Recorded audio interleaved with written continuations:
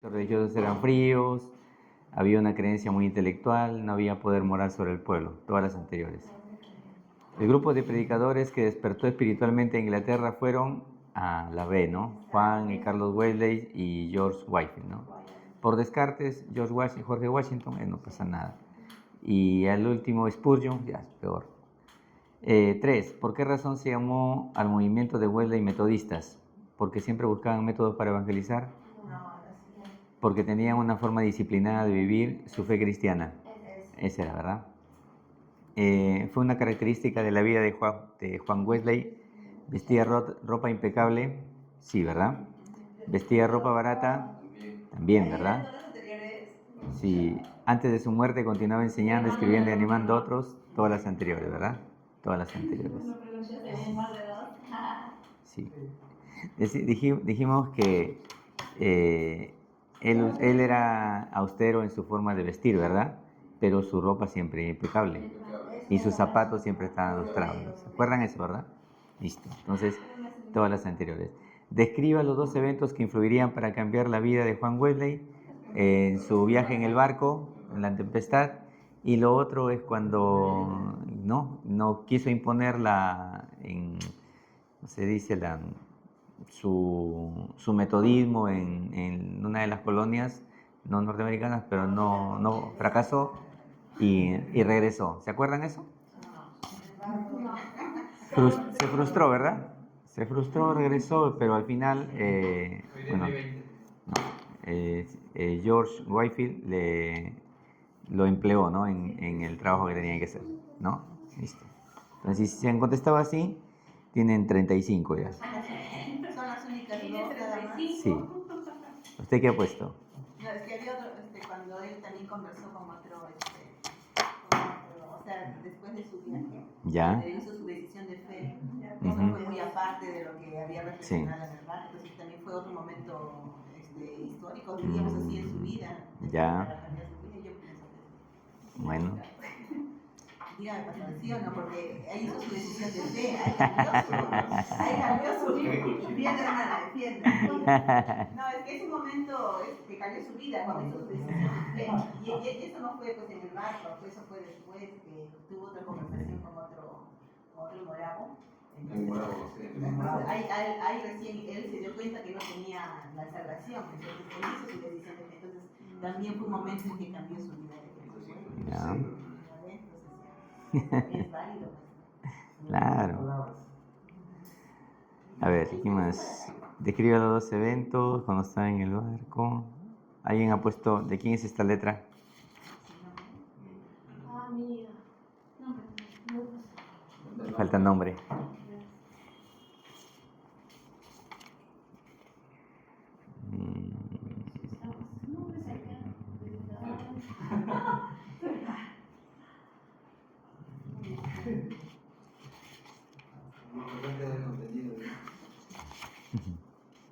Todos han colocado su nombre, ¿no?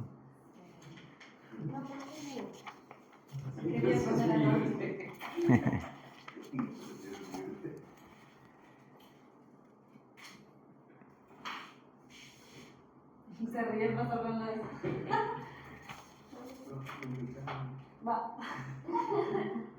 Pero en las preguntas que son evidentes que hay un personaje, por ejemplo, que no encaja ahí, o sea, definitivamente que ya se descarta, pues, ¿no? Listo. Ya, más fácil no se puede. ¿Ese va que yo? No,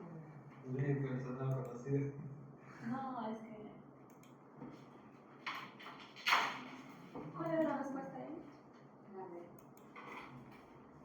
Muy bien. ¿Está prendido? ¿Sí está prendido? ¿Se apagó? ¿De acá? Está, ¿no? Claro.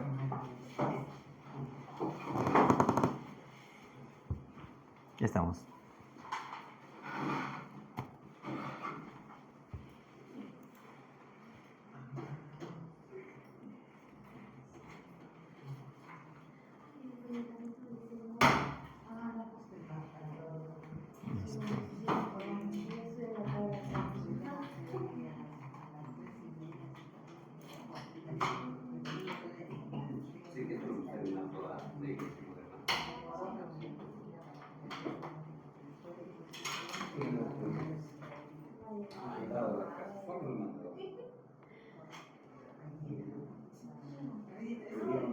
no queremos. Muy bien. A ver, empezamos con la clase de hoy. Hoy vamos a hablar acerca de las iglesias cristianas en Norteamérica, ¿sí? Les pasé las diapositivas, ¿verdad? ¿Sí? Las 2 diapositivas les pasé, si no me equivoco. Sí, ¿verdad? Ya han venido leyendo seguramente. Asumo que sí.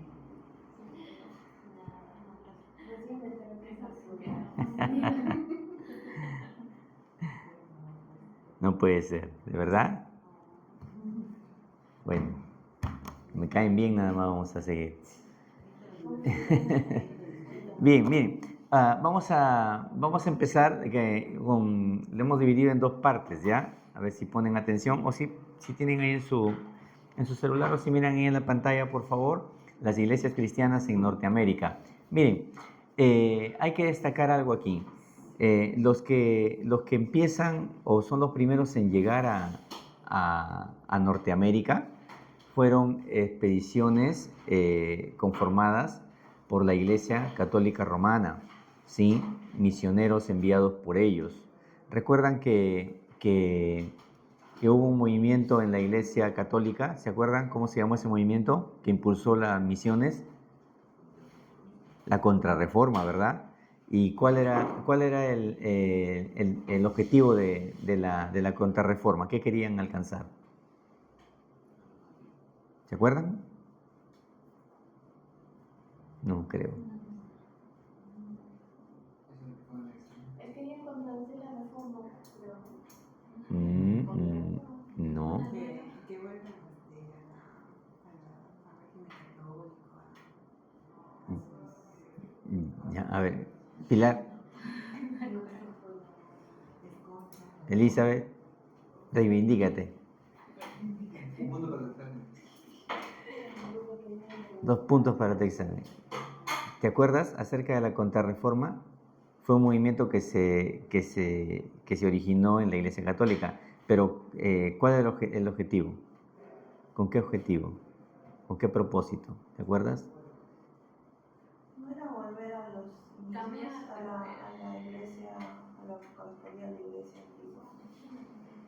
A ver, ya había pasado el tema de la reforma, ¿verdad? Ya, listo. Entonces, hay 2 cosas ahí. La Contrarreforma, ¿qué propone? Como los protestantes estaban creciendo mucho, Ya. algo como que apagarlos, Ya. apaciguarlos, algo así. Ya, pero aparte de eso, ¿qué más? ¿Se acuerdan? Pero sí es algo de Sí. A ver, el propósito de la Contrarreforma era hacer una evaluación de qué es lo que había provocado el que haya surgido, en este caso, la reforma por parte ¿de quién? ¿Quién fue? De Lutero, ¿verdad? Entonces, quisieron reorganizar nuevamente la Iglesia Católica. Pero uno de sus propósitos o de sus objetivos era nuevamente recuperar, ¿no?, la gente que habían perdido ellos, ¿no? Definitivamente que los protestantes que habían sido antes católicos ya no los iban a recuperar. Entonces, una manera de ganar más adeptos, ¿cuál fue? ¿Impulsando qué cosa? No, una manera de impulsar, de ganar más adeptos, ¿cuál era? ¿Impulsar qué cosa? ¿Hacia afuera? La orden de los jesuitas, las misiones, pues, ¿no? Las misiones.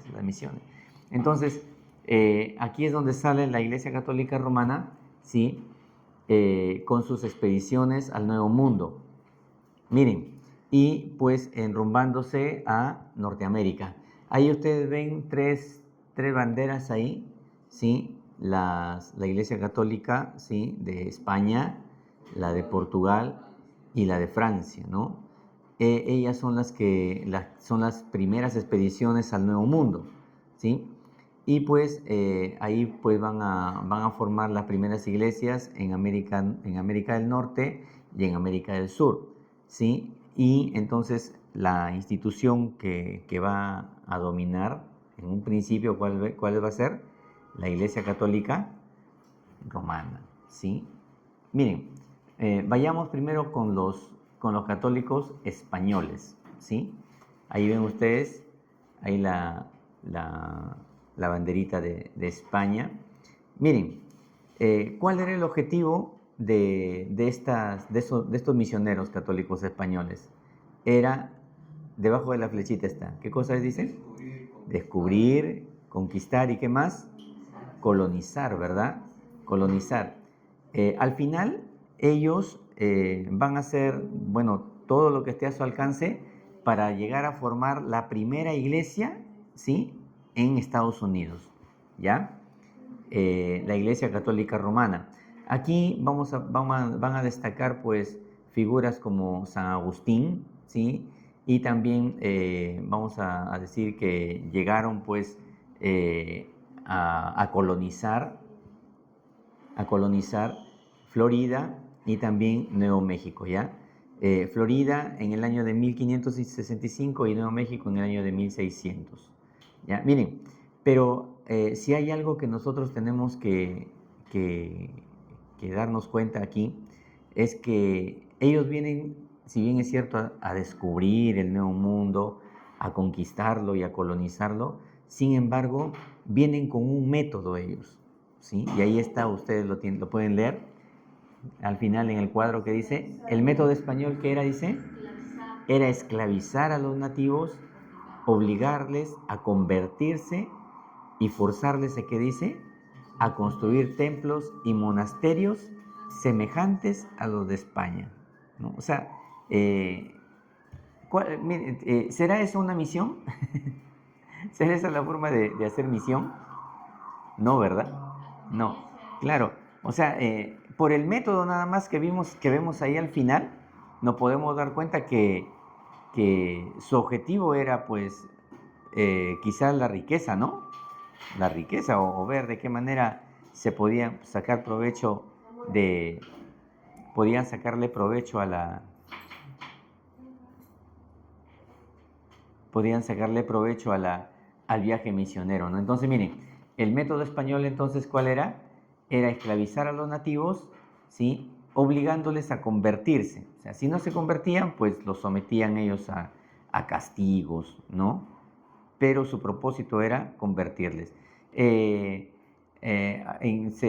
Las historias narran de que cuando lograban la conversión de un nativo o de los nativos, les cambiaban su nombre, ¿no?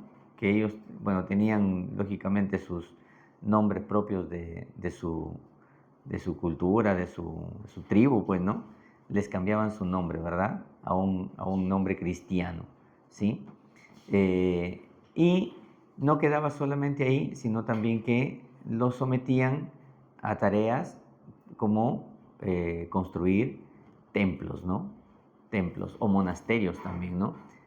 Igual que los que tenían en España. Miren, el método español era esclavizar entonces a los nativos y ahí vemos, mire, cómo lo están esclavizando, lo están de alguna manera torturando a ese nativo, ¿no? Tratando de imponerle, vamos, entre comillas, el evangelio, ¿no? Con amor parece, ¿no?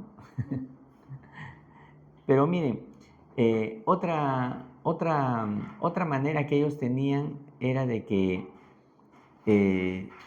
la fe para los misioneros católicos que llegaban al Nuevo Mundo, ¿sí? La fe era impuesta. Si habría que recurrir a la violencia, pues habría que hacerlo, entre comillas nuevamente, por la salvación de esa alma. ¿Ya? Ahora, ¿qué es lo que iba a producir que esa alma, ¿sí? También, vamos a decir, se contagie de la fe, ¿no? O que la fe que le trataban de inculcar, pues también la puedan palpar en algo visible. Y eran los templos, ¿no? Y para eso, ¿qué hacían? Bueno, obligaban a los nativos a construir los templos, ¿no? Y ellos siempre era su idea que los templos tenían que ser iguales a los que tenían en España, siguiendo el mismo modelo. Pero aquí se encontraban con algo, de que cuando ellos llegaron aquí, al Nuevo Mundo, México, Perú, ¿no? Sí, las culturas de acá de Sudamérica, se encontraban que los nativos ya tenían sus templos ya tenían sus templos ya, ¿no? Tenían sus templos, bueno, a su manera, ¿no? A su manera. ¿Qué hacían ellos? Los obligaban a que, como ya eran cristianos, los nativos, los obligaban a que construyeran los nuevos templos católicos o monasterios sobre las edificaciones de los templos que ellos tenían. Entonces, si había que tumbar por ahí alguna pared o algún muro, lo hacían, pero sobre las bases del templo donde ellos, antes de que llegaran los españoles, adoraban, ahí en esas mismas construcciones, en esas mismas bases, levantaban los nuevos templos. Si ustedes se dan cuenta, mire, por ejemplo, ese es el templo de Santo Domingo en el Cusco, que está aquí miren, sobre las bases de lo que se llamaba el templo del Coricancha. ¿Sí? Ahora, ahí había un mensaje de parte de los católicos. Mi fe es más importante que la tuya, ¿no? Y el otro mensaje también era de que tu fe no te ha servido de nada, ¿no? Es inferior a la que traemos nosotros. Entonces, había un mensaje ahí, ¿sí? Entonces, eso por mencionar ahí el trabajo misionero, ¿no? Que estaban haciendo los españoles, ¿no? Ahora, miren, no solamente había un templo nada más en las colonias donde llegaban los españoles, tanto en Norteamérica como en Sudamérica. Ustedes saben que, por ejemplo, aquí en Perú hay muchos templos, ¿no? Muchos templos que han sido, vamos a decir que son edificaciones en donde antes, pues, han funcionado por ahí han funcionado por ahí algunas edificaciones de los incas, ¿no? Entonces, eso ha sido a base de ¿qué? De la vida de indígenas, ¿sí? Entonces, como diría alguien, el fin justifica los medios, ¿no? O sea, así ellos tendrían que haberlos sometido y bueno, y provocarles la muerte, ¿no? Pero con tal que levanten el edificio, ¿sí? Pues tenían que lograrlo, ¿sí? Entonces, miren, esa era la manera en que los españoles, en resumen, habían venido a evangelizar. Entre comillas, vuelvo a repetir, ¿no? Entre comillas, ¿sí? Entonces, en ningún lado se ve, número uno, el amor por las almas, en ningún lado, ¿no? Exacto, exacto, o sea, ellos querían expandirse y colonizar.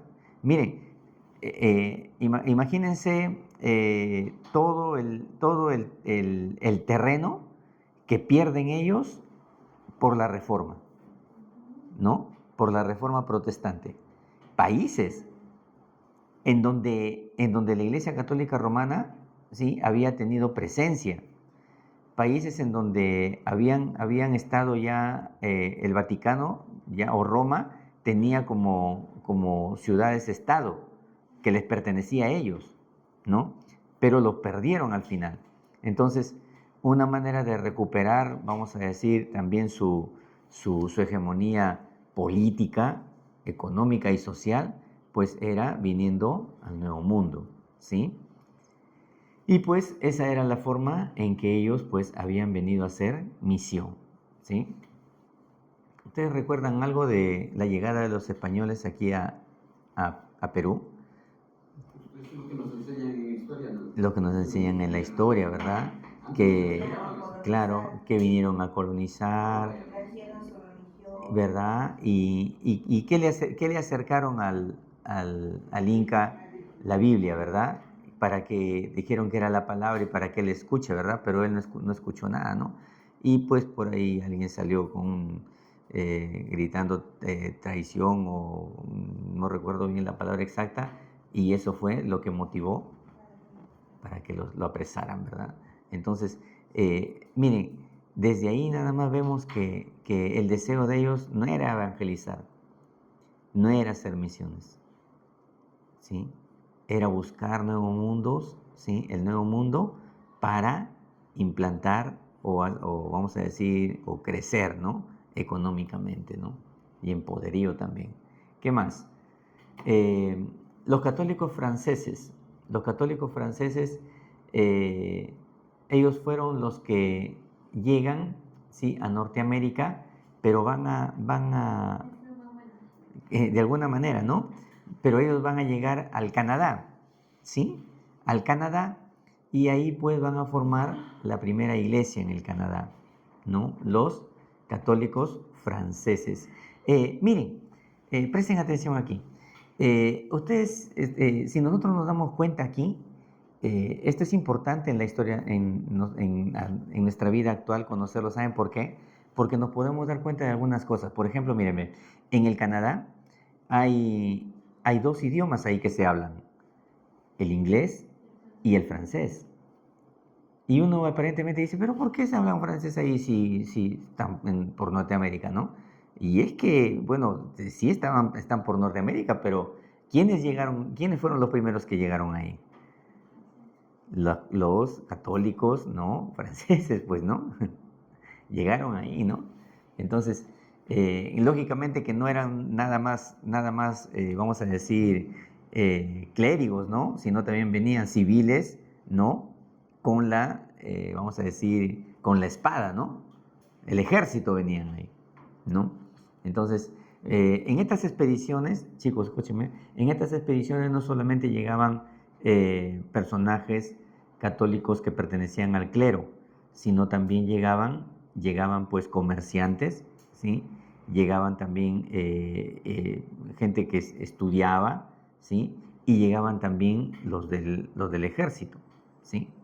Entonces, con respecto a los católicos franceses, ¿no? Ellos pues llegan a Norteamérica, pero bajan un poquito más, llegando hasta el Canadá, y ahí es donde ellos forman una primera iglesia en el Canadá. Por eso es que ahí también van a surgir las colonias francesas, ¿no? En el Canadá. Miren, hay una orden aquí, hay una orden que llega hasta aquí, ¿no? En esta expedición. Dice, los jesuitas ganaban la amistad de los indios, ¿por qué dice? Por su amabilidad y su obra abnegada, ¿no? A comparación de la violencia de los españoles. ¿Qué se pueden dar cuenta aquí ustedes? Si hacen una comparación entre la expedición católica española con la expedición católica francesa, ¿qué se pueden dar cuenta? Estudiaban a la población también. Ya, pero ¿qué otra cosa se pueden dar cuenta? Si son de alguna manera un poquito minuciosos por ahí, ¿qué se pueden dar cuenta? Mire, uno trataba bien y el otro era pues violento, el otro sí trataba bien. ¿Qué se pueden dar cuenta por ahí?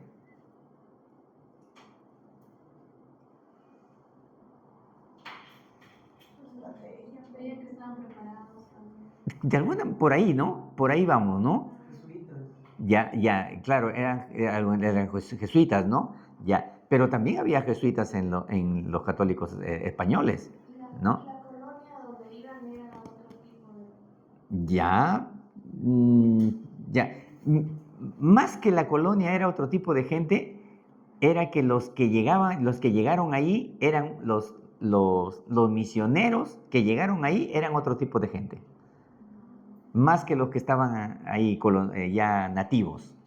Los que llegaron ahí eran otro tipo de gente. ¿Sí? A eso iba.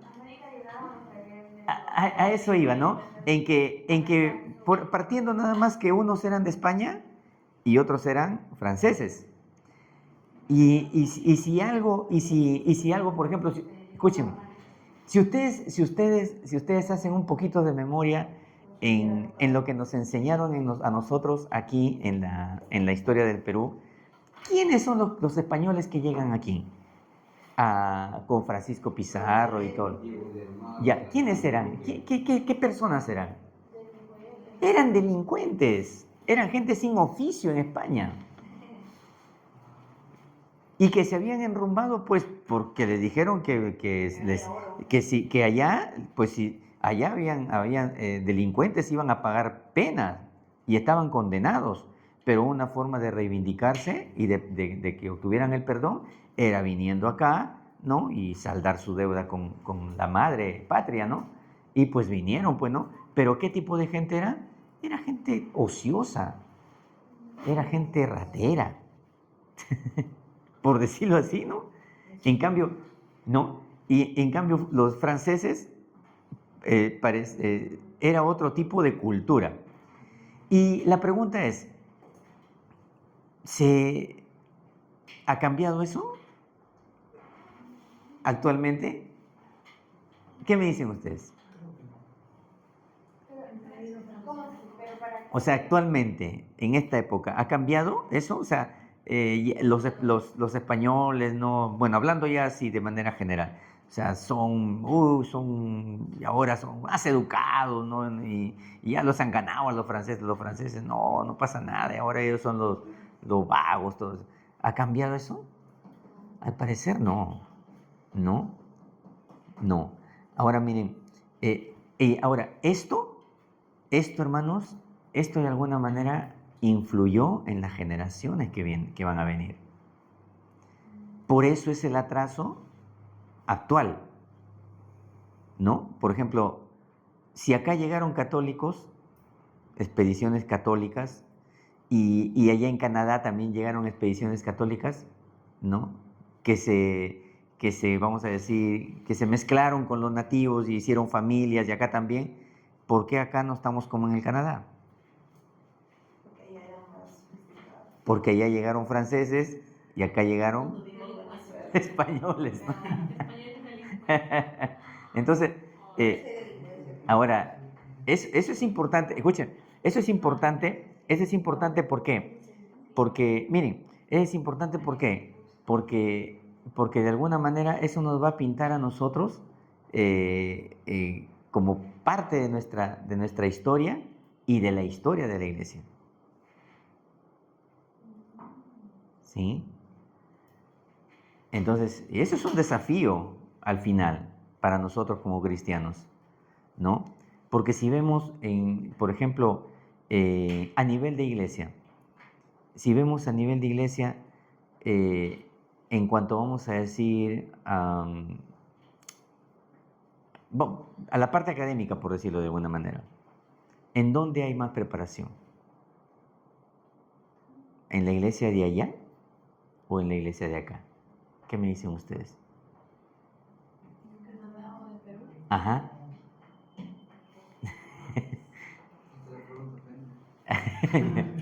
No, pero miren, por eso les decía, es un desafío, ¿verdad? Porque si hay algo si bien es cierto, hay raíces y todo eso de por medio, sí, sí, claro. No solamente en la iglesia, Ujú. nosotros para poder informarnos mucho más allá, incluso aprendemos el idioma inglés para la iglesia en inglés y poder, digamos, estudiar un poco más, ¿no? Ya. Entonces yo supongo que no solamente en la iglesia, sino también en general, incluso ¿cómo se llama? Donde estudiamos, así como acá, teológicos, los Institutos teológicos. y los seminarios, también Claro, definitivamente, ¿no? Pero yo voy a esto, ¿no? O sea, si bien es cierto, sí es cierto lo que dice Natalie, ¿no? Pero yo voy al hecho de que esto nos debe desafiar a nosotros, ¿no? A que si bien es cierto, vamos a decir, hay como se dice, unas raíces que vienen de atrás, pues, ¿no? Porque, bueno, se mezclaron ahí con los que no eran ociosos, con los que eran, pues, honrados y todo eso. Pero nosotros como iglesia, ¿no? Como cristianos ya, o sea, no tenemos por qué heredar eso, ¿no? Si es el mismo espíritu que está aquí, y que está allá.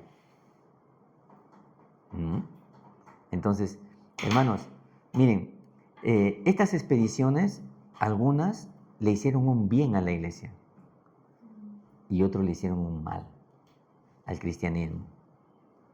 Porque, por ejemplo, hablando, por ejemplo, los franceses, ¿no?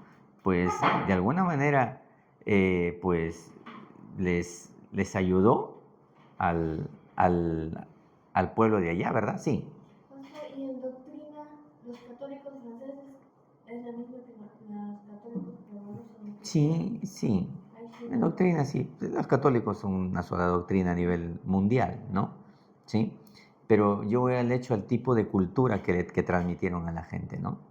Entonces, miren, aquí vemos que la orden de los jesuitas ganaban la amistad de los indios por su amabilidad y su obra abnegada a comparación de la violencia de los españoles, pues, ¿no? Ellos ya se habían venido a de alguna manera a enriquecerse como sea, ¿sí? Sí. La banderita de Suiza. ¿Perdón? No, es de Francia. No, la banderita. ¿De cuál, de cuál? Es un barco. El barco. Ah, es el barco. ¿A eso te refieres? Ah, no, es el barco y trae la cruz de... Sí, la cruz de los jesuitas, ¿no? Sí. ¿Qué más? A ver, permítanme. Ya. La banderita. Ya, miren, los católicos franceses, miren, a mediados del siglo XVIII, todo el territorio del Gran Noroeste, más allá de los montes Alejenes, estaba bajo la influencia francesa. España gobernaba el sudeste y sobre ambas posiciones de la Iglesia Católica Romana era suprema, mientras que solo una estrecha franja de la costa del Atlántico era protestante bajo las colonias inglesas. Miren, esto lo vamos a poder ver aquí. ¿Lo ven aquí? Esta es la meseta de Allegheny que estábamos mencionando, ¿sí? A ver, miren, aquí está lo que hemos visto acá hace ratito era la franja, ¿ya? ¿Sí? A un lado estaban vamos a decir, los católicos, ¿sí? Y al otro lado estaban, ¿quiénes hemos mencionado aquí? Los protestantes, ¿no? Los protestantes, ¿no? Miren, dice, sin embargo, la conquista británica del Canadá, ¿dónde estoy? Sí. En 1759 más tarde trae la adquisición de Luisiana y Texas en Estados Unidos y eso alteró el equilibrio del poder en Norteamérica del catolicismo al protestantismo. O sea, al final van a surgir aquí unas guerras civiles, ¿sí? Y pues vamos a decir, va a crecer aquí, el catolicismo va a descender y va a aumentar el protestantismo. ¿Ya? ¿Qué más? Quiero avanzar aquí.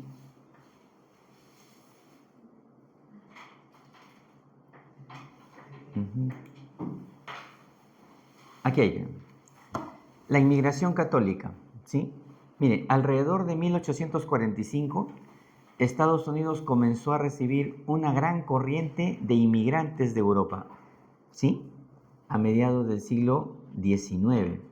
Dice, al principio era en su mayoría católica, procedente sobre todo de condados muy católicos en Irlanda. Más tarde a esto se les agregaron otros millones del sur de Alemania y aún más tarde muchos de Italia. O sea, miren, Estados Unidos empiezan a venir, pues, ya no solamente ya, vamos a decir, expediciones misioneras, sino inmigrantes ya, gente civil ya, ¿sí? Que venía a colonizar, ¿no? Que venían a colonizar, ¿no? Alrededor del año 1845, ¿no? ¿Y de dónde procedían? Procedían de Irlanda, procedían de Alemania, procedían de Italia. Salud. ¿Sí? Miren, del aumento natural por nacimiento, por inmigración y por una cuidadosa supervisión sacerdotal, la Iglesia Católica Romana en Estados Unidos hizo grandes progresos, hasta que ahora la población católica alcanza 46 millones o alrededor de un tercio del número de comulgantes en todas las iglesias, en todas las iglesias protestantes juntas. O sea, hay mayor cantidad de católicos, ¿no? Hay mayor cantidad de católicos ahí, ¿no? ¿Y eso por qué? ¿Por qué? Porque hemos dicho, vinieron, pues hubo una inmigración, ¿no? Por parte de alemanes, de italianos, ¿sí? Y de algunos, de Irlanda también, ¿no? Que llegaron a Estados Unidos.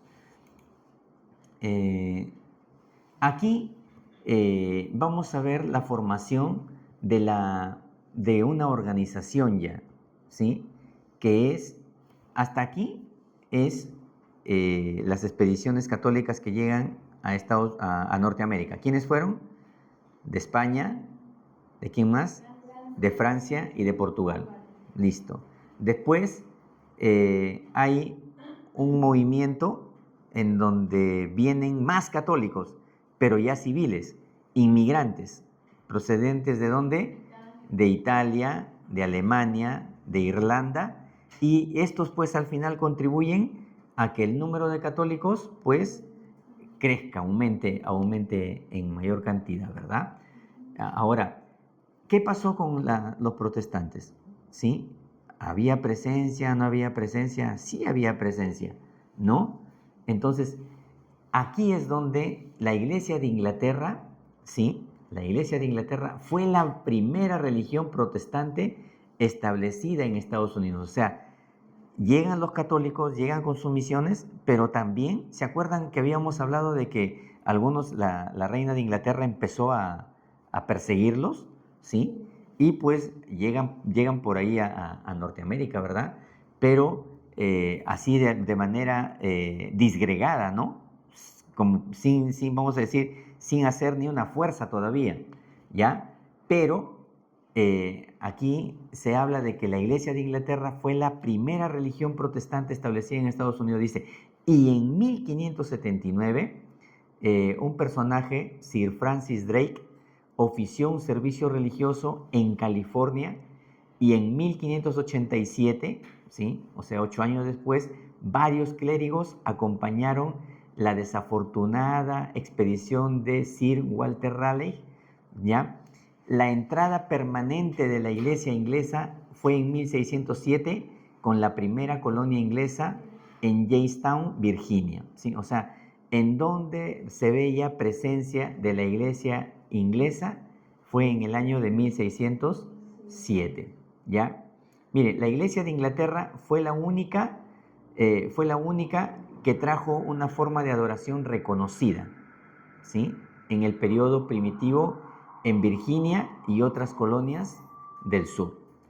A ver, miren, aquí vamos a darnos cuenta también de otra cosa, que no solamente fue Inglaterra la iglesia de Inglaterra la que llega también a Norteamérica, sino también, dice, en 1664 en Nueva York, ¿sí? Que estaba colonizada por los holandeses, pasó a ser, dice, territorio inglés, ¿no?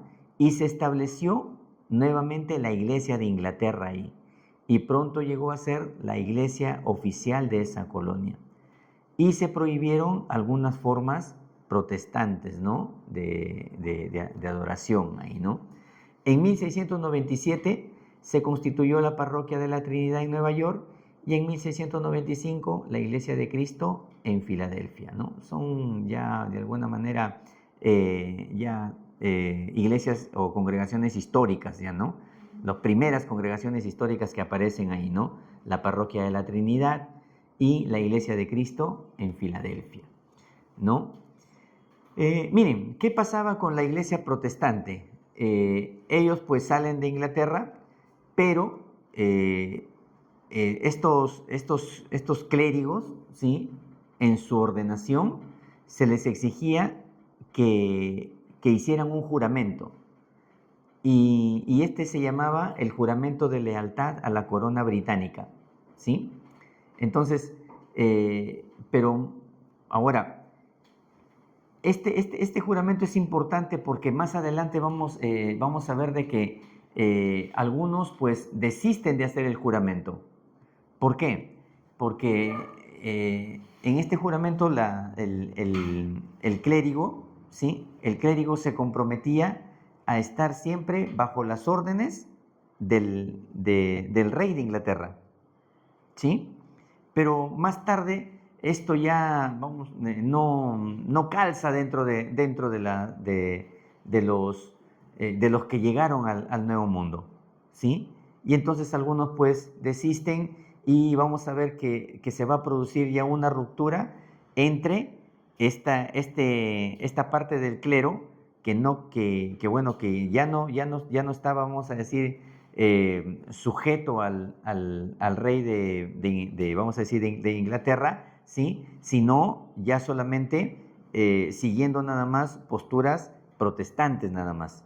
Y pues aquí vamos a ver que más adelante pues va a haber una separación, ¿sí?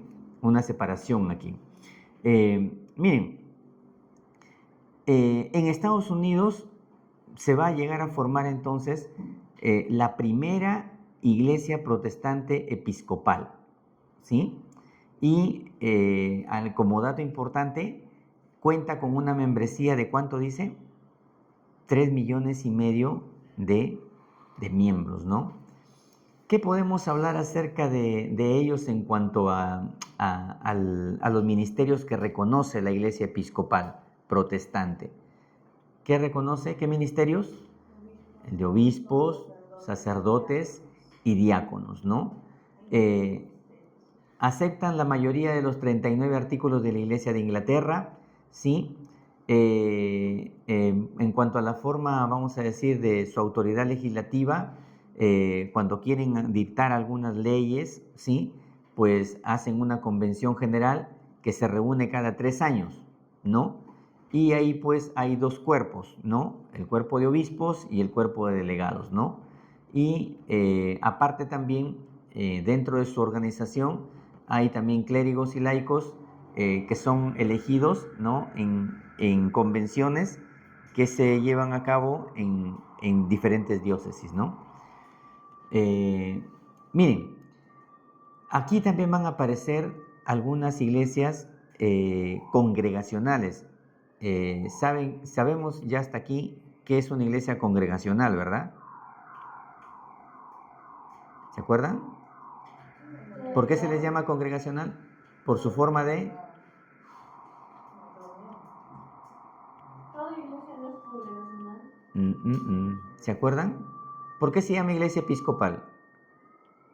Porque solamente lo dirigen un grupo de personas, ¿no?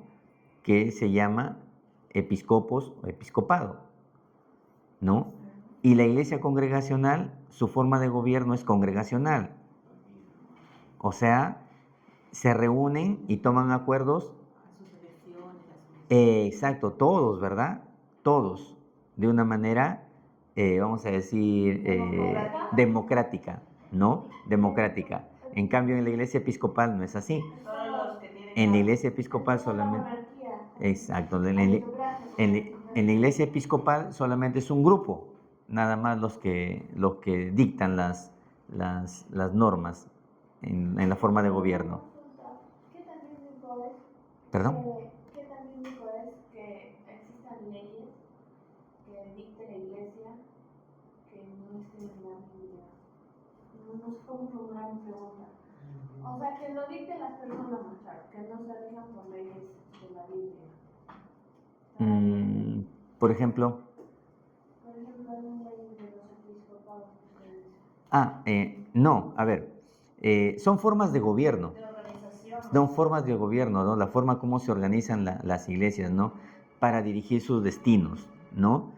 Vamos a decir, no quita, vamos a decir, el hecho de que la iglesia sea o no verdadera, ¿no?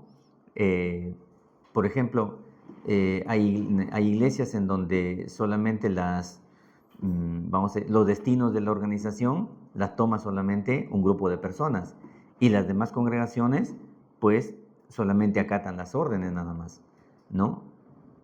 Ahora, esa es su forma de organizarse y crecen, ¿no? Claro, ¿no? Claro, ¿no? Claro. Claro, sí, ¿no? Pero las iglesias independientes, ¿no? Las iglesias independientes, ¿no? Que ellos se podría decir Exacto. que son congregacionales, por ejemplo. Porque toman sus decisiones. No, no. Sería episcopal, porque en iglesias independientes, claro, ellos toman sus decisiones, pero hay alguien que dice, no, esto se hace y todos siguen, ¿no? En cambio aquí no hay, porque hay una organización diferente. Esta es organización congregacional, ¿no? En donde si bien es cierto hay un pastor y hay una junta de diáconos, como se les llama, sin embargo, los destinos finales lo tiene la ASAM, la asamblea, ¿verdad? La asamblea. Usamos un reglamento, ¿no? Exacto, ¿no? Se usa un reglamento. ¿Qué más? Miren, aquí ya van a aparecer organizaciones históricas ya, como los peregrinos. ¿Alguna vez ustedes han escuchado esa iglesia? Los peregrinos, aquí hay una, ¿no? Sí, ¿no? En todos lugares. Sí, ¿no? Y ahora, bueno, ya hay, hubo a ver, si no me equivoco, en la época del 2000, por ahí, como que cobró un poco de auge, ¿no? Los peregrinos, si no me equivoco. Yo recuerdo que había en Esperanza una iglesia. ¿No? De los peregrinos. Sí, En 98, Florencia también hay una. 98, 2000, por ahí, ¿no? Pero miren, aquí en Estados Unidos van a aparecer estas congregaciones o estas organizaciones ya históricas, ¿no? Dice, después de Virginia con la Iglesia de Inglaterra, la siguiente región colonizada fue Nueva Inglaterra, y empezando con los peregrinos, ¿no? Que en diciembre de 1620 desembarcaron del buque Mayflower en Plymouth, en la bahía de Massachusetts, ¿no? Estos eran, ¿qué dice? Independientes, ¿no? O congregacionalistas, ¿no? El elemento más radical en el movimiento puritano inglés. ¿Exiliados de dónde? Ya, ¿se acuerdan que habíamos hablado de que algunos se venían de Inglaterra perseguidos por la reina María? Sí, pues ellos fueron uno de esos grupos, ¿no? Dice, antes de desembarcar en Plymouth, se organizaron como una verdadera democracia, con un gobernador y un consejo electo por voto popular, aunque bajo bandera inglesa, ¿verdad? Al principio no se separaron de la Iglesia de Inglaterra, sino que se consideraron como reformadores dentro del seno de la misma. No les convenía, pues, porque ¿por qué creen que no les convenía? ¿Por qué creen que todavía ellos seguían usando o seguían identificándose como que ellos eran de la Iglesia de Inglaterra? No decían, no, nosotros somos peregrinos. Porque era lo que no tenía acogida. Claro, pues, ¿no? Era más respetada de alguna manera, ¿no? Pero de acuerdo con sus convicciones, cada iglesia local era absolutamente independiente de la autoridad exterior, ¿no? Formando su propia plataforma, llamando y ordenando sus ministros y dirigiendo sus propios asuntos, ¿no? Entonces ahí vemos los peregrinos, ¿no? Cualquier concilio o asociación de iglesias solo tenía una influencia moral sobre sus diversas sociedades, ¿no? No había una autoridad eclesiástica ahí, ¿no? Era en efecto una teocracia, y como tal todas las familias en la colonia pagaban contribuciones para el sostén de la iglesia. Miren, ya nos estamos dando cuenta entonces cómo es que se sostenía, ¿sí? Se sostenía esta organización, ¿no? Todas las familias, dicen, ¿no? Pagaban o sostenían con sus contribuciones, ¿no? Pero solo los miembros de la iglesia podían votar en las elecciones del municipio y las colonias, ¿no? O sea, ellos habían llegado con todo a colonizar, ¿no? ¿Sí? Colonizan ahí, ¿no? Se organizan, ¿sí? Nombran sus propias autoridades, pero todos son sostenidas por todas las familias, ¿sí? Por todas las familias que habían llegado ellos con todos, eran sostenidos, pero al momento de, vamos a decir, de que ellos, por ejemplo, tengan que tomar sus decisiones, como votar, por ejemplo, así en elecciones, solamente era un grupo de personas nada más, solo los miembros de la iglesia, dice, ¿sí? ¿Qué más? El último párrafo dice, las persecuciones de los puritanos por los gobernantes de la Iglesia de Inglaterra, condujeron multitudes a buscar refugio y libertad en Nueva Inglaterra, y las colonias en esa región se desarrollaron con más rapidez que en ninguna otra parte en el siglo XVII. Miren, ustedes están viendo aquí, están escuchando un nombre aquí, Nueva Inglaterra. ¿Quién era Nueva Inglaterra?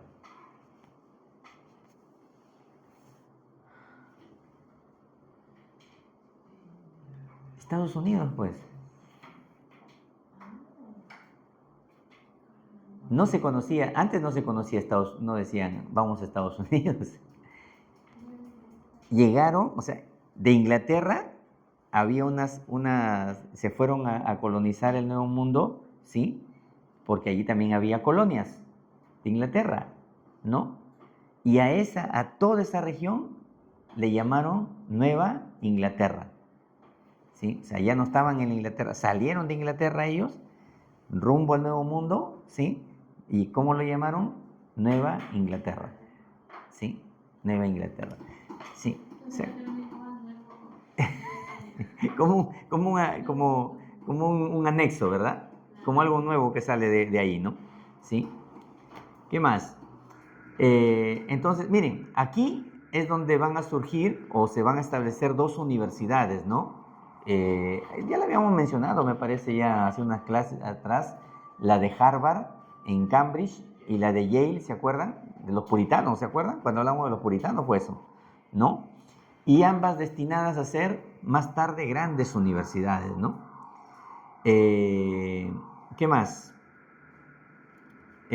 Como los presbiterianos y congregacionalistas surgieron también de la Iglesia de Inglaterra y ambos se desarrollaron calvinistas en sus credos, aceptando la confesión de Westminster, las relaciones de estos dos cuerpos eran amigables, ¿no?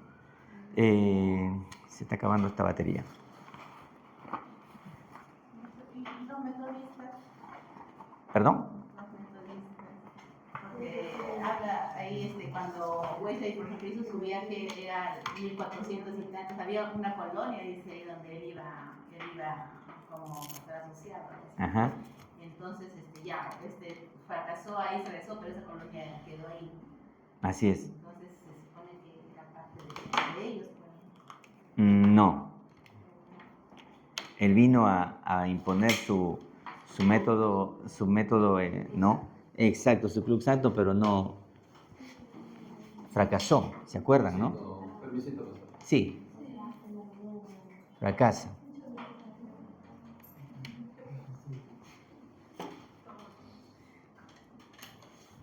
A ver, mis hermanos, ¿qué más?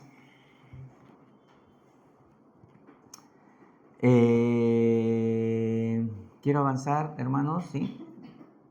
Sí, casi no es... Aquí. Aquí van a surgir ya iglesias reformadas, ya, ¿sí? Nueva York fue el primer lugar que ocuparon los holandeses como un centro comercial en 1614, ¿sí? Al principio, la colonia se llamó los Nuevos Países Bajos y la ciudad nueva Ámsterdam. Se dan cuenta que cuando ellos vienen, por ejemplo, vienen los ingleses y colonizan, ¿y cómo lo llaman? Nueva Inglaterra, ¿sí? Vienen los de Holanda, y se acuerdan cuando hemos hablado de los de Holanda la vez pasada y cuando en la Reforma, ¿se acuerdan?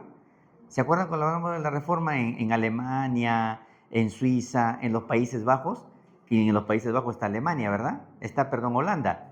Cuando los holandeses llegan ahí, a la colonia donde llegan, ¿cómo lo llaman? Nuevos Países Bajos. No tenían nombre. Claro, no tenían nombre, sino que como llegan, es como que ustedes, por ejemplo, claro, o sea, Nueva España, ¿no? Nueva España, ¿no? ¿No? Claro, ¿no? Entonces, miren, esa era la forma como ellos llegaban, ¿no? Dice, al principio la colonia se llamó los Nuevos Países Bajos y la ciudad Nueva Ámsterdam, ¿no? Refiriéndose a la llegada de los holandeses, ¿no? En 1628, miren, después de 14 años que ellos llegaron, que los holandeses llegan, en 1628 se organiza la primera iglesia bajo el nombre de Iglesia Protestante Reformada Holandesa. ¿Sí? Y durante la supremacía holandesa fue la iglesia oficial de la colonia. Miren, pero ¿cuánto tiempo tuvo que pasar? 14 años, ¿no? 14 años. Las iglesias de este orden se establecieron en el norte de Nueva Jersey y en ambos lados del río Hudson hasta Albany. Por más de 100 años los cultos se realizaron en el idioma, ¿en qué idioma?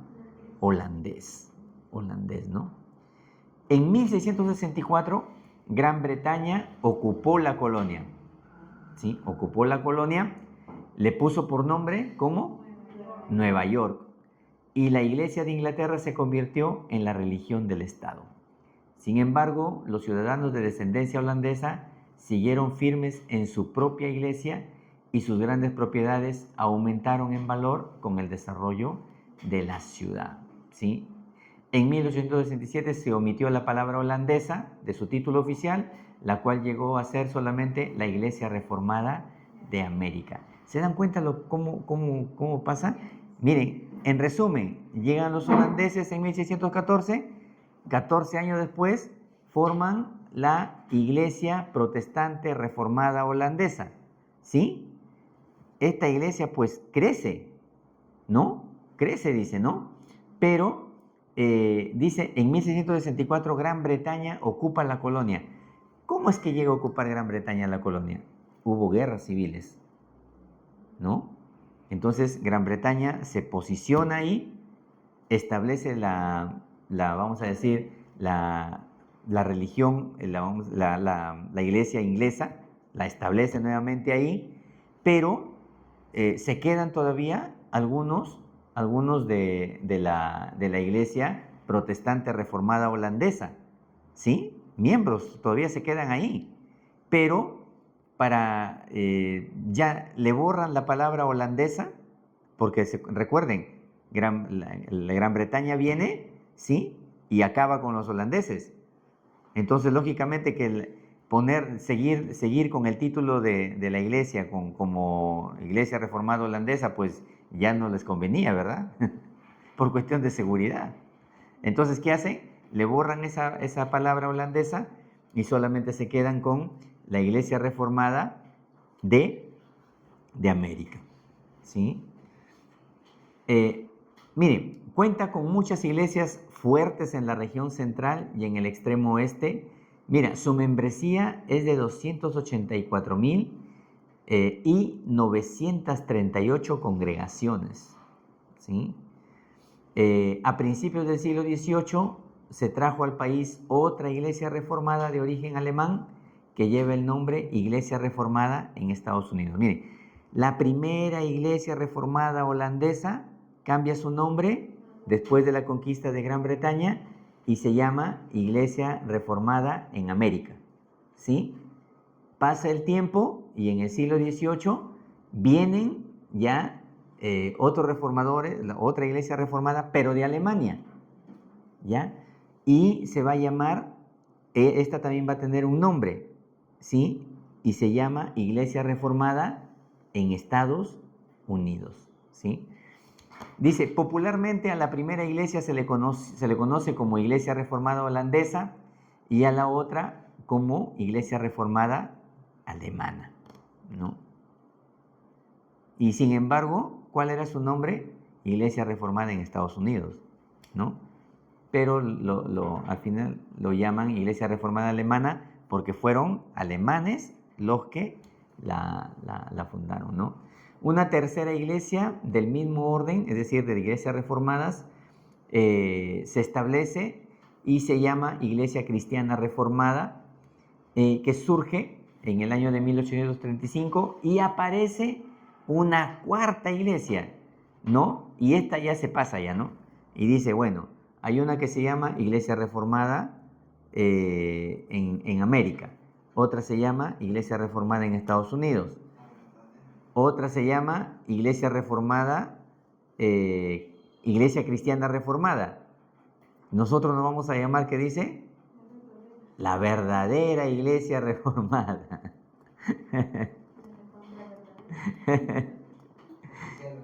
Entonces se han hecho esfuerzos para, miren, al final, miren, esto es importante porque cada uno, ¿sí? Cada uno pues quiere ocupar un lugar de preponderancia, ¿no? Y pues dice, se hicieron esfuerzos para unir estas 4 iglesias, ¿no? Pero hasta ahora, sí, actualmente no se ha logrado, ¿no? O sea, cada una sigue como se formó, ¿sí? No se ha logrado nada ahí en ese aspecto. Miren, todas estas iglesias reformadas son de corte calvinista, ¿no? Son de corte calvinista. Ahí como un paréntesis, en cuanto a la doctrina calvinista, se caracteriza por sus 5 puntos que resumen la depravación total de la humanidad, si el hombre es pecador, la elección incondicional por parte de Dios, Dios dice que elige al hombre, la expiación limitada de Cristo, la gracia irresistible del Espíritu Santo y la perseverancia de los santos, ¿no? Enseñan el catecismo de Heidelberg, que también lo hemos mencionado hace unas semanas, y se organizan bajo el mismo plan parecido al presbiteriano, ¿no? Pero con diferentes nombres de sus cuerpos eclesiásticos. Aquí aparece una palabrita, los consistorios, ¿no? Forman un consejo, los consejos de un distrito están unidos en un sínodo particular y estos en un sínodo general. Esto de alguna manera para mencionar su forma de gobierno. Aquí sí vamos a poner un poquito más de atención porque esto sí lo vamos a tener que conocer, ¿ya? Miren, vienen ¿cómo se llama? Organizaciones históricas, ¿no? Los peregrinos, las iglesias reformadas, pero también van a aparecer aquí, ¿quiénes dicen? ¿Quiénes aparecen? Los bautistas, ¿no? Y esta es una de las mayores y más ampliamente esparcidas de las iglesias cristianas en Norteamérica, ¿no? Actualmente los bautistas pues son casi la mayor cantidad de población en Estados Unidos, ¿no? Que ascienden sus 10 mayores denominaciones a mucho más de, ¿cuántos dicen? ¿Cuántos millones? 20 millones de miembros. 20 millones de miembros. Los bautistas tienen 2 principios, ¿sí? Por los cuales ellos se mueven, ¿sí? Uno de ellos es el bautismo. ¿Y qué piensan ellos del bautismo? Léanlo, por favor. ¿Qué dice? Debe partirse solo como confesan su fe en Cristo y por consiguiente no deben bautizarse en él. Exacto. O sea, ellos dicen que el bautismo es para ¿quiénes? Para los que pueden dar razón de su fe. Y un niño no puede dar razón de la fe, ¿no? No está convencido, en todo caso, el niño, ¿sí? Se le puede manipular, ¿no? Entonces, por eso es que ellos no bautizan niños, ¿sí? Y creo que, bueno, tampoco, ¿verdad? Tampoco, ¿no? Pentecostales no. ¿Perdón? Oye, ahora de break. 5 minutos. 5 minutos. No, creo que la vez pasada también se paró Lucero y se... Creo que algo hace José por ahí.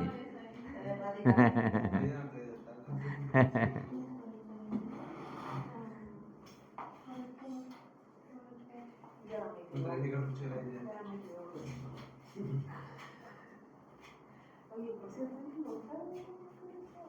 me compro mis lapiceros dorados o los rayos.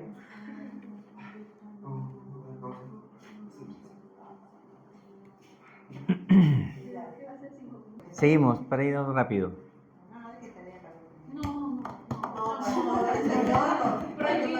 A pedido de la hermana Dalia.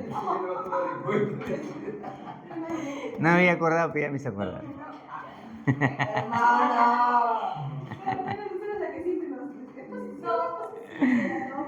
Listo, punto 2. La única forma bíblica del bautismo es por inmersión del cuerpo en agua, no por aspersión ni rociamiento, ¿sí? Y eso pues nos diferenciamos bastante con la otra religión, ¿verdad? ¿Los metodistas creo son los que sí bautizan niños? No, católicos, que yo sepa, católicos metodistas, O presbiterianos, uno de los dos, me parece que bautizan niños. no. A ver, busca. A ver, son congregacionales a su sistema, cada iglesia local es absolutamente independiente de toda jurisdicción externa, fija sus propias normas para los miembros y establece sus propias reglas. No tienen una confesión de fe general, ningún catecismo para instruir a los jóvenes en sus principios, y sin embargo no hay otra iglesia en el país más unida en espíritu, más activa y emprendedora en sus labores y más leal en sus principios que las iglesias bautistas, ¿no? ¿Qué más? Los bautistas surgieron poco después del comienzo de la Reforma en Suiza, en 1623, y se esparcieron rápidamente en el norte de Alemania y Holanda. Al principio se les llamó como anabaptistas. ¿Sí se acuerdan eso, verdad? Así lo hablamos en su momento, porque volvían a bautizar a los que ya se habían bautizado en la infancia, ¿verdad? Unos venían de otro lado, decían, ya nos hemos bautizado. ¿Cuándo? Cuando era infante, no vale ese bautismo. Y lo volvían a bautizar, ¿no? En sus inicios en Inglaterra estaban unidos con los independientes o congregacionales y poco a poco llegaron a ser cuerpos separados, ¿no? Es más, la iglesia en Bedford, de la cual Juan Bunyan fue pastor alrededor de 1660 y que aún existe, se sigue considerando bautista y congregacional. En Norteamérica comenzaron ¿con quién? Roger Williams, él es su fundador, ¿sí? En Norteamérica. Un clérigo de la iglesia en Inglaterra, quien fue a Nueva Inglaterra y lo expulsaron de Massachusetts porque se negó a aceptar reglas y opiniones congregacionales, ¿no? Allí se permitían todas las formas de adoración religiosa y se acogían a los partidarios de muchos credos que perseguían en otras partes. De Rhode Island, los bautistas se esparcieron extensa y rápidamente por todas partes en el continente. En cuanto a su forma de organización, sus iglesias locales están organizadas en asociaciones y estas en convenciones de estados y nacionales, pero son solo consejeras y no mandatarias. De las 28 denominaciones bautistas en Estados Unidos, las 3 mayores son las bautistas regulares, norte y sur, y las de bautistas negros, ¿no? La división entre bautistas del norte y del sur se debió a la revolución por el problema de la esclavitud, reconocida en el sur, pero opuestos en el norte, ¿no? Aunque aún separados, ambas asociaciones mantienen relaciones fraternales. Aquí es importante que se mencione lo siguiente. Aquí en la iglesia bautista va a ocurrir una ruptura, ¿no? Y es que cuando empieza vamos a decir, esta pelea, ¿no? Por los derechos de los negros, ¿sí? O de la gente de color, de los esclavos, ahí hubo una parte de los bautistas que estaban a favor de la esclavitud, ¿sí? ¿Sí? Y lo reconocían como que la Biblia respaldaba, ¿no? Esa forma de trabajo. Pero había otro sector bautista que se oponía a la esclavitud, ¿no? Y pues ahí va a ocurrir entonces un choque entre ellos, ¿no?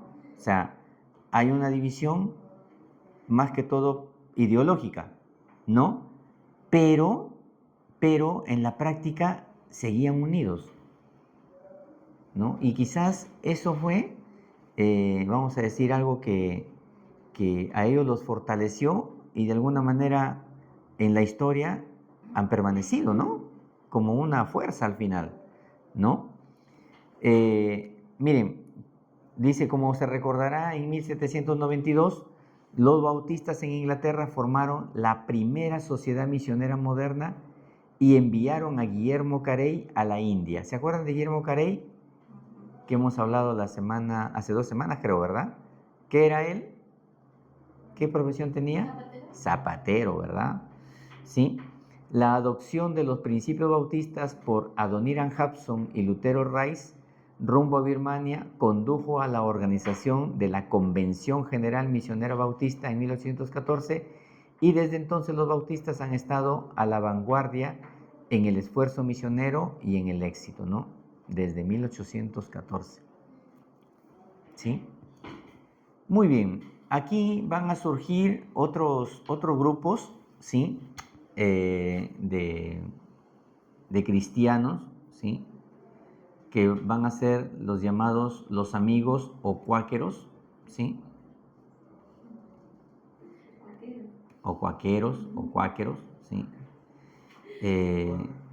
Ya, que lo vamos a tocar la semana que viene, ¿ya?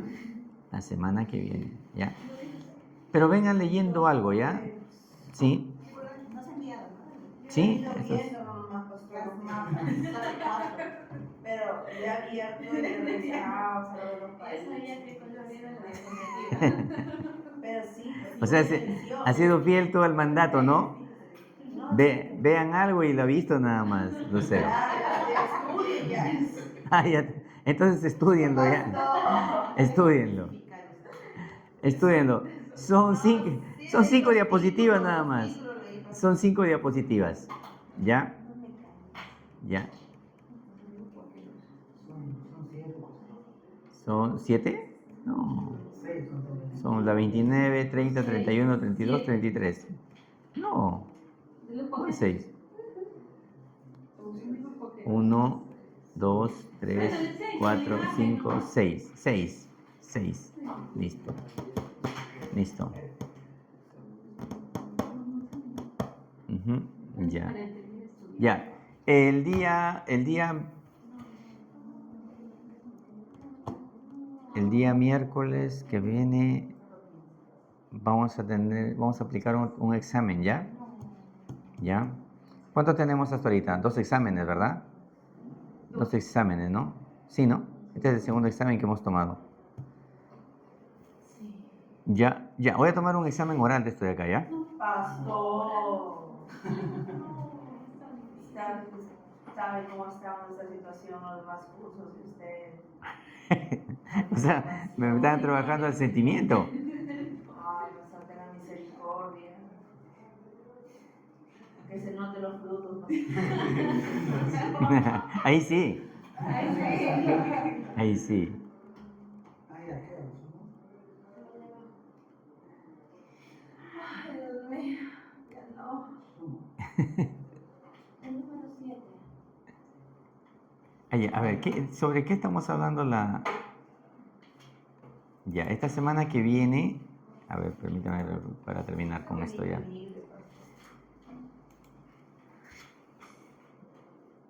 Iglesia Cristianas en Estados Unidos, segunda parte.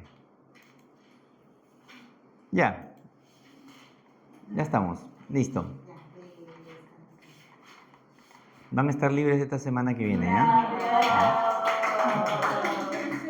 Gracias por Zoom.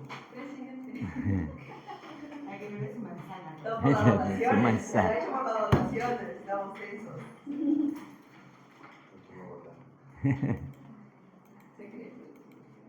Secreto. Listo, mis hermanos. Que Dios les bendiga. Recompensará. A ver, chicos, el que pide, recibe. Que pide recibo, dice.